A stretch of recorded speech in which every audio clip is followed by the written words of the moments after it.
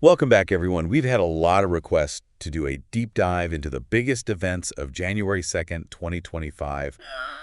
And Oh. wow, there's a lot to cover. We've got terror attacks, geopolitical tensions, some good news in Australia, It's true. and a whole lot of other global developments. Are you ready to dive in? Absolutely. It's been a day for the history books, that's for sure. Let's jump right in with the heavy stuff, the attacks on U.S. soil. Yeah, it's been a really rough day for America. Two separate attacks, both with tragic outcomes Right. and both with potential links to terrorism. Yeah. First, we have that horrific truck attack on Bourbon Street in New Orleans. Just awful. The pickup truck plowed into a crowd still celebrating New Year's Eve. I can't even imagine. 15 people were killed Oh my gosh. and at least 35 injured. It's heartbreaking. Yeah, And what's even more disturbing is the assailant's background. right. Shamsuddin Jabbar, a 42-year-old U.S. citizen A U.S. citizen. and an Army veteran. He was killed in a shootout with police, but not before inflicting a devastating toll. It's so sad. And President Biden has confirmed a potential linked to terrorism, revealing that Jabbar had posted videos online pledging allegiance to ISIS just hours before the attack. Wow. That's chilling. It really makes you think, doesn't it? Yeah. About the evolving nature of these threats. Are Uh-huh. we seeing a rise in lone wolf attacks? Possibly. Is online extremism playing a larger role in radicalizing individuals? Almost certainly. What can we do to prevent these kinds of tragedies? It's scary. These are the questions, aren't they? I mean, I don't think we have any easy answers. Yeah. Predicting and preventing attacks from individuals who may be acting alone, potentially inspired by extremist content online, it's incredibly difficult, to say the least. It really is. This incident definitely raises concerns about security, especially at public events. Right. But then you have the question of how do you balance that with our basic freedoms? Exactly. It's such a tough dilemma. It really is. And then, as if the New Orleans attack wasn't enough, we have the Tesla Cybertruck explosion in Las Vegas, Oh, right. right outside the Trump International Hotel. Of all places. 1 fatality and 7 injuries in that blast. Gosh. The driver, also an active duty Army member, was killed. Wow. Authorities are still investigating, but they're treating it as a possible act of terrorism. That makes sense. It definitely adds another layer of complexity to an already tense situation. I'll say. And then, of course, you have President-elect Trump weighing in, Oh, boy. connecting this to his prior statements about criminals and immigration. We are just reporting what he said, of course, not endorsing his viewpoint. Of course. But it's definitely adding fuel to an already heated debate. No doubt. It's a really charged situation, and we'll be following it closely as the investigations unfold. Yeah. But let's shift gears for a moment and look at what's happening internationally, Sure. specifically in Europe. We've Yeah. got Ukraine halting the flow of Russian gas to the continent. Yeah, that's a big one. It's a huge development with some major geopolitical implications. Oh, sure. It stems from a gas transit agreement between Russia and Ukraine Yeah. that expired last month, Right. and Zelensky, the Ukrainian president, has refused to extend it, Mm-hmm. even with pressure from some European countries who rely heavily on that gas. Yeah, they're in a tough spot. So help us understand the context here. Sure. What's the backstory behind this agreement? And why is Zelensky taking such a strong stance, even with the potential consequences for Europe? Well, this agreement has been a point of contention between Russia and Ukraine for years, right? Yeah. Russia has often used its energy resources as a political lever, Right. and Ukraine has been trying to assert its energy independence. I see. Zelensky sees this as a strategic opportunity to kind of strike back at Russia, Interesting. weaken their grip on Europe, and to show the world that Ukraine is not backing down. He even called it one of Russia's biggest defeats. Wow. That's quite a statement. Yeah. But isn't he taking a big risk here? Some European countries are heavily dependent on that Russian gas. Right. Could this backfire and hurt Ukraine in the long run? That's the big question, right? Yeah. It's a gamble. Yeah. A high-stakes gamble. Zelensky is betting that Europe will stand with Ukraine and find alternative energy sources, even if it means some short-term pain. Right. He's also hoping this move will accelerate Europe's transition to renewable energy, further reducing their dependence on Russia. So it's a power play with multiple layers. Exactly. It's fascinating. Uh-huh. It really highlights how energy is becoming a weapon in this conflict. Definitely. But what about the countries caught in the middle? Well, Slovakia and Transnistria, for example. Right. They rely heavily on that Russian gas. they do. How are they coping? Not Well, I imagine Yeah. scrambling, to say the least. Right. Looking to their neighbors for help, exploring options for diversifying their energy supplies. It's a stark reminder of how interconnected we are globally, isn't it? It really is. How actions in one part of the world can have ripple effects across the globe. It's like a domino effect. Exactly. It makes you realize just how fragile the global energy market can be. For sure.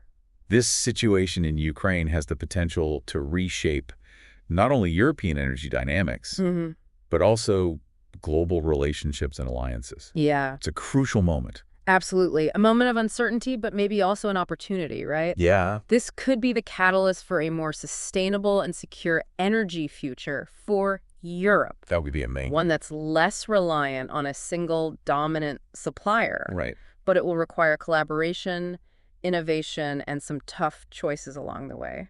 It's a lot to grapple with, It is. both for European leaders and for us as we try to understand the implications of this unfolding situation. Uh-huh.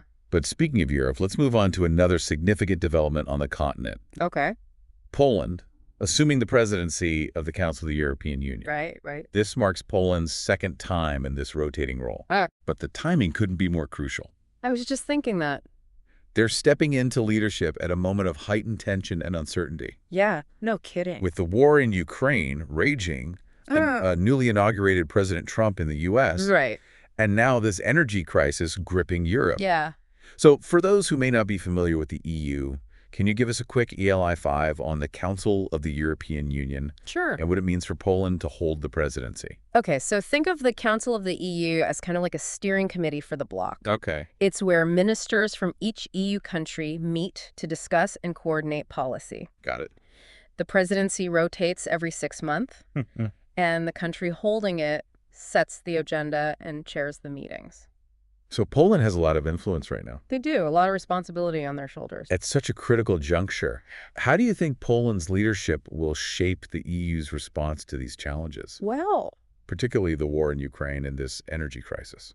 well, Poland has been a staunch supporter of Ukraine. Yeah. And a vocal critic of Russia. Right. They've been pushing for tougher sanctions against Russia and increased military support for Ukraine. I see. I think we can expect them to continue pushing this agenda, Okay. trying to rally EU support for a more assertive stance against Russia. It sounds like they're ready to take a leadership role. It seems that way. It's interesting to think about how their approach might differ from other EU countries. Do you think this could lead to divisions within the bloc? It's possible, yeah. There are already some differing viewpoints within the EU on how to deal with Russia. Right. And Poland's more hawkish stance could exacerbate those tensions, but it could also have the opposite effect, right? Yeah, It could galvanize the EU into a more united and decisive force. that's true. It's a delicate balancing act, and it'll be interesting to see how Poland navigates these complexities. Yeah, for sure. It's a complex situation with a lot of moving pieces. We'll be watching closely to see how it unfolds. But amidst all this turmoil and uncertainty, let's look at some positive developments, Okay. particularly in Australia. Right. They've made some significant strides in protecting workers' rights Uh-huh. by criminalizing wage theft. Yeah, that's huge. Employers found guilty of deliberately underpaying their employees could now face up to 10 years in jail Wow, that's serious. or fines as high as $8 million. That'll get their attention. Those are some serious consequences. They are. It sends a powerful message. Sure. It's not just about the penalties, though, is it? No. It's about recognizing wage theft as a criminal act, not just a civil matter. Right, exactly. It's a fundamental shift in how wage theft is perceived and addressed. For too long, it's been seen as a cost of doing business. A slap on the wrist. Yeah, a minor infraction. Exactly. This new law sends a clear message. It does. If you steal from your workers, you're committing a crime, Yep. and you will be held accountable. It's about time. It really is. Yeah. It makes you wonder why other countries haven't taken similar steps Well, to protect workers. yeah, I mean, unfortunately, wage theft is a widespread problem. Right. Many countries still lack adequate legal frameworks to address it. Yeah, that's a shame. It is. But Australia's move is a hopeful sign. Yeah, absolutely. A potential model for other nations looking to strengthen worker protections. It's a reminder that progress is possible It is. and that governments have a responsibility to ensure fair treatment for all workers. I completely agree. And on a brighter note for Australia, their tourism industry is booming. Oh, yeah. They've actually surpassed pre-pandemic levels. Oh, that's impressive. Which is quite a feat considering the challenges the travel industry has faced globally. No kidding. It's a remarkable comeback, wouldn't you say? It is. It speaks to the resilience of the industry, you know? Yeah. And the enduring human desire to explore and experience new places. It's more than just a simple rebound, though, isn't it? I think so. We're seeing a shift in travel preferences. Oh, definitely. A trend towards more meaningful and authentic experiences. Tell me about it. Tell me more about that. All right. Well, it seems like after being cooped up for so long during the pandemic, Right. people are craving more than just a typical vacation, you know? They're looking for something deeper. Yeah, I get More transformative. They want to connect with local communities, immerse themselves in different cultures, engage with the world in a more meaningful way. It resonates with me. It's like people are realizing that travel can be more than just ticking off a checklist of sites. Exactly. It can be about personal growth. Yes. About expanding your horizons. About connecting with something bigger than yourself. Precisely. It's about seeking out experiences that enrich your life. I like that. That challenge your perspectives, that live a lasting impact. And this shift in mindset is having a ripple effect. It is. On the tourism industry as a whole. For sure. It's no longer enough to just offer beautiful beaches and luxury accommodations. Destinations need to provide opportunities for authentic engagement, for cultural immersion, for meaningful interactions with the local environment and its people. It's a challenge for the industry. It is. But also an exciting opportunity Definitely. to redefine what travel means in the 21st century. Right. And it's interesting how this trend connects back to something we discussed earlier. Oh, yeah. This growing desire for decentralization, for more autonomy and control over our experiences. Right. We see it in energy, in finance, with cryptocurrencies, and now in travel as well. You've hit on a key point. It's like people are yearning for a more personalized, a more intentional way of living, of interacting with the world. Right? They want to break free from those traditional structures and create their own paths, whether it's in travel, in their careers, or in how they consume information. It's empowering, isn't it? It is. This sense that we can shape our own experiences. Yeah. That we're not just passive consumers, but active creators of our own lives. Absolutely. And technology is playing a crucial role in enabling this shift. That's true. With online platforms and social media, it's easier than ever to connect with local communities, discover off-the-beaten-path destinations, and plan unique and personalized travel itineraries. It's amazing to think about how technology can both connect and empower us in these new ways. Yeah, it really is. It's like we're breaking down barriers, both physical and metaphorical, and opening up a world of possibilities. It's an exciting time to be alive. It is. Despite the challenges we face. For sure. There's a sense of possibility, a feeling that we're on the cusp of something new. I agree. And transformative. Absolutely. And it's important to remember that even amidst global crises and uncertainties, there are always stories of resilience, innovation, and hope emerging from all corners of the world. Absolutely. Yeah. These stories might not always make the headlines, but they're a reminder of the enduring human spirit. Yes. And our capacity to adapt, overcome, and create a better future. Well said. Now, before we wrap up our deep dive into the events of January 2nd, 2025, let's do a quick roundup of some other notable events. Sound good. Let's get to it. From around the globe, we've got a lot to cover. A lot to cover. So let's jump right in. Right. First up, we have Somalia joining the UN Security Council. As a non-permanent member. Right. It's a significant step for the country. It is. Their first time holding this position since the 1970s. Wow.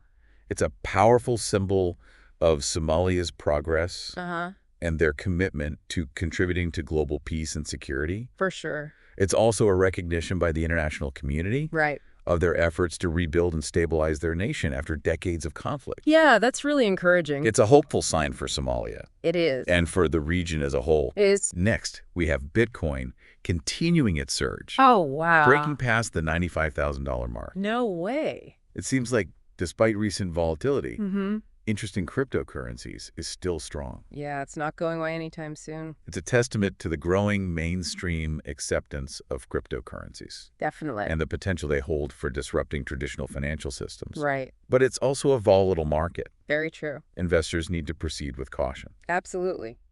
Now, moving on to some positive news in the aviation industry. Okay. We have Ethiopian Airlines expanding its fleet All right. with a new Airbus A350-1000. Nice. This is a major boost for African aviation and connectivity. That's fantastic. It's a sign of growth and progress in the African aviation industry. Yeah. And it's going to have a positive impact It will. on tourism, trade, and economic development across the continent. Really great news. It's great to see those kinds of investments happening in Africa. It is. And speaking of connectivity, we have Romania and Bulgaria officially joining the Schengen area. Oh, right. Now, for those who may not be familiar, Sure. the Schengen area is essentially a zone of free movement within the EU. Yep. Where you can travel between countries without border control. Exactly. It's a major step towards European integration. It is. And it's going to make it much easier for people and goods to move freely between these countries. Right. Boosting tourism, trade, and cultural exchange. It's a win-win for everyone involved. Absolutely. And let's not forget about healthcare. Okay. Australia is making cancer treatments more affordable, We're good. adding 2 new treatments for metastatic breast and prostate cancers Wow. to their pharmaceutical benefits scheme. That's wonderful. This is a fantastic development It is. for Australians battling these diseases. Yeah. And it's a testament to the government's commitment to providing accessible and affordable health care to its citizens. Couldn't agree more. It's a model that other countries could learn from. Now, shifting gears to a more concerning development. All right. We have China launching a powerful new amphibious assault ship, Oh, boy. raising concerns about regional security, Mm-hmm. particularly in regards to Taiwan. Right. That's worrying. It's a reminder of the ongoing tensions in the region Definitely. and the potential for conflict. Yeah. China's military expansion is being closely watched It is. by its neighbors and by the international community. For good reason. It's a delicate situation It is. that requires careful diplomacy Uh-huh. and a commitment to peaceful resolution. Yeah. But it's also important to remember that China is not a monolithic entity. That's true. While they are flexing their military muscles, Right. they're also engaging in humanitarian efforts, Oh, okay. providing emergency assistance to Vanuatu Right. following a recent earthquake. That's good to hear. It's a crucial point. It's always important to consider a country's actions Mm. in their full context, Right. to understand the nuances of their foreign policy Uh-huh. and their role in the global community. I agree. It's easy to fall into the trap of simplistic narratives, It is. but the reality is far more complex. And that's what we're trying to do here on the Deep Dive, right? Exactly. To provide a more nuanced and comprehensive understanding Mm-hmm. of the events shaping our world. Precisely. We want to go beyond the headlines, Yeah. explore the interconnectedness of events, Right. and provide you with the tools to think critically Mhm. and form your own informed opinions. It's about empowering you, It is. our listener, to engage with the world in a more thoughtful and informed way. Absolutely. And that's a mission we're passionate about. Me too. It's about fostering a deeper understanding of our complex Yeah. and ever-changing world. Well said. Now, before we move on to our final thoughts, Okay. I want to take a moment to reflect Sure. on the sheer diversity of events we've covered today. Yeah, it's been a lot. It's been a whirlwind, hasn't it? It has. From acts of terror and geopolitical power plays to strides in workers' rights, Mm-hmm. breakthroughs in healthcare, Right. and a resurgence in travel with a newfound sense of purpose. It's been a day of contrasts, that's for sure. It has. A microcosm of the complexities and contradictions that make up our world. It really is. And it's a reminder that even amidst the chaos and uncertainty, there are always glimmers of hope, Yeah. signs of progress, Right. and stories of resilience that inspire us to keep moving forward. It's a reminder that the world is never just one thing. It's not. It's a tapestry of light and shadow, Uh-huh. of struggle and triumph. Yeah. And that's what makes it so fascinating to explore. And I think that's a key part of what we do here on the Deep Dive, right? Yeah. We take this massive information, Uh-huh. this whirlwind of events, Right. and we try to find the threads that connect them, Mm-hmm. the patterns that emerge, Yeah. the stories that matter. Exactly. We want to give our listeners more than just headlines. Right. We want to provide context, analysis, and different perspectives. so they can form their own informed opinions. That's what it's all about. And I think that's more important now than ever. It really is. In today's world, where we're just bombarded with information from all sides. It's overwhelming. It really is. We need to develop those critical thinking skills. We do. To be able to sift through all the noise and find the signal. Absolutely. We need to be discerning consumers of information. Yes. Question our assumptions. Be open to different viewpoints. And that's something I hope we encourage here on the show. Me too. It's not about telling people what to think. Right. It's about giving them the tools and the information they need to think for themselves. Well said. Now, before we wrap up, I have one final question for you. All right, shoot. It's a bit of a philosophical one. We've talked about a lot today. We have. The interconnectedness of global events. How individual actions can have far-reaching consequences. The ongoing struggle between progress and adversity. Yeah. But amidst all of this, what gives you hope for the future? That's a great question. It's a tough one, too. It's something I think about a lot. For me, I think the source of hope lies in those everyday acts of courage and resilience that we see all around us. It's in the Ukrainian people standing defiant against aggression. It's in the Australian workers fighting for their rights. It's in the scientists pushing the boundaries in healthcare. Absolutely. It's in everyday people choosing kindness and compassion. In a world that can often feel dark. It can. It's a reminder that even in the face of immense challenges, the human spirit endures. Beautifully said. I think that's a powerful message to leave our listeners with. Yeah. The world can feel overwhelming at times, but it can. There's so much good happening too. That's true. So much to be hopeful for. I agree. We just need to remember to look for it. Yeah. To celebrate it. And to contribute to it in whatever way we can. I love that. Yeah. And perhaps that's the ultimate takeaway from today's deep dive. Maybe so. It's been a day of stark contrasts. It has. Of tragedies and triumphs. Of anxieties and aspirations. Yeah. It reminds us of the complexities we face as a global community. For sure. But what shines through, what gives me hope, is that enduring human spirit. Right. That relentless drive to build a better future. You know, as we've been discussing these events, what strikes me is how they all tie back to this idea of agency. Oh, interesting. Whether it's a nation asserting its energy independence, or a country strengthening worker protections, or individuals seeking more meaningful travel experiences. Right. There's this underlying current of people wanting to shape their own destinies. I like that. To create a world that reflects their values. It's empowering. It is. To realize that we're not just passive bystanders in this global drama, but active participants who have the power to shape the narrative. And that's where true hope lies, right? I think so. Not in naive optimism. Right. But in understanding that we have a role to play in creating the future we want to see. Well said. So to our listener, as you go about your day, remember that you have agency too. Yes. Your choices matter. They do. Your voice matters. Your actions, no matter how small, contribute to the tapestry of our shared human experience. It's true. Stay curious. Stay engaged. And stay hopeful. Until next time. Until next time.